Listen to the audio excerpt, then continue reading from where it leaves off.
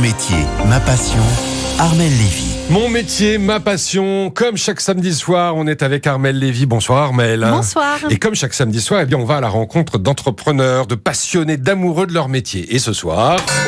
Oh, gamelle, j'ai envie de dire. Parce que ça, c'est quand la balle ressort. Et oui, vous l'avez reconnu, ce bruit. C'est la balle dans le baby-foot.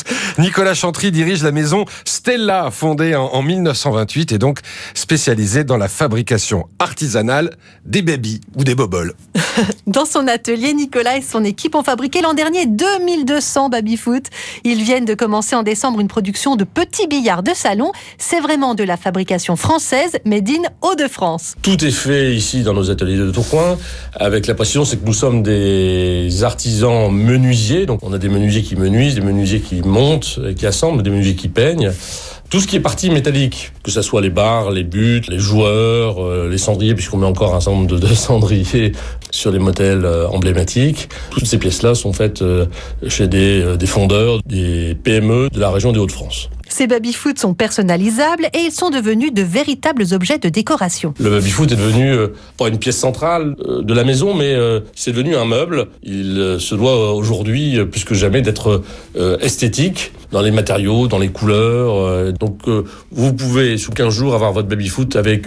l'équipe de Lille contre l'équipe du PSG, par exemple, ou le nom de votre entreprise sur le terrain de jeu. Vous pouvez avoir le baby-foot que vous souhaitez, aux couleurs que vous souhaitez, sous 15 jours, 3 semaines. Aujourd'hui, ils sont 19 personnes pour fabriquer billard et baby-foot, 15 permanents et 4 apprentis, alors qu'il n'était que 4 quand il a racheté l'entreprise il y a 6 ans. En fait, Nicolas rêvait un jour d'avoir sa petite entreprise. Il avait travaillé 15 ans dans une agence de pub à Lille, avant de devenir directeur marketing dans la grande distribution, jusqu'au jour où il a été licencié. En 2015, il y a eu un changement de direction générale et un vent de jeunisme a soufflé dans l'entreprise et ils ont trouvé que j'étais peut-être trop vieux, trop cher. Bon, je me suis retrouvé donc à 55 ans avec le dilemme, que fais-je de ma vie et comment vais-je gagner ma vie? Et j'ai eu l'occasion de tomber sur cette petite entreprise qui était à céder. Et l'univers du bois m'ayant toujours passionné, ça a été un véritable coup de cœur pour moi. Et la session s'est faite extrêmement rapidement, facilement avec le cédant. J'ai bien fait parce que je suis aujourd'hui le plus heureux des hommes professionnellement. Le plus heureux des hommes, dit-il. C'est donc une reconversion professionnelle totalement réussie pour Nicolas.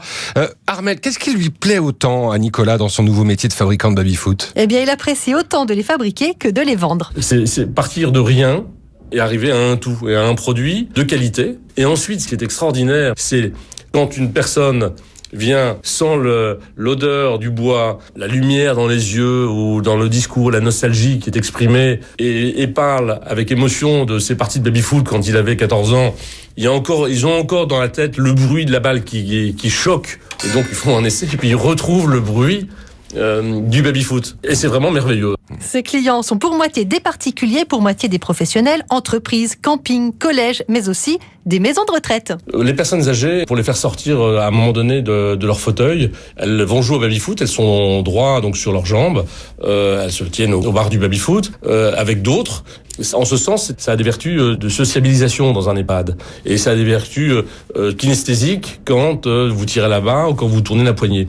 Donc il y a des ergothérapeutes avec lesquels on a eu l'occasion de travailler. Et c'est assez intéressant et impressionnant parce que quand j'ai repris l'entreprise, je n'imaginais pas que ça puisse être un jeu pour des personnes d'un certain âge. Les baby-foot et billards Stella amusent les petits comme les grands. Ils sont garantis 50 ans pour être transmis d'une génération à une autre. Merci beaucoup Armelle. Alors évidemment, je saisis la balle au bon. C'est facile pour saluer tous nos auditeurs des Hauts-de-France, saluer Nicolas Chantry qui nous a fait découvrir sa belle entreprise Stella à Tourcoing et puis saluer tous les amateurs de baby-foot. À samedi prochain. À samedi prochain. En France, l'U2P fédère l'ensemble des artisans, commerçants et professionnels libéraux. Retrouvez ces entreprises qui sont au cœur de la croissance et de l'emploi sur u2p-france.fr. Je vous souhaite une très belle soirée. À demain, 18h pour RTL dimanche soir. Et dans un instant, vous allez refaire le match avec Christian Olivier.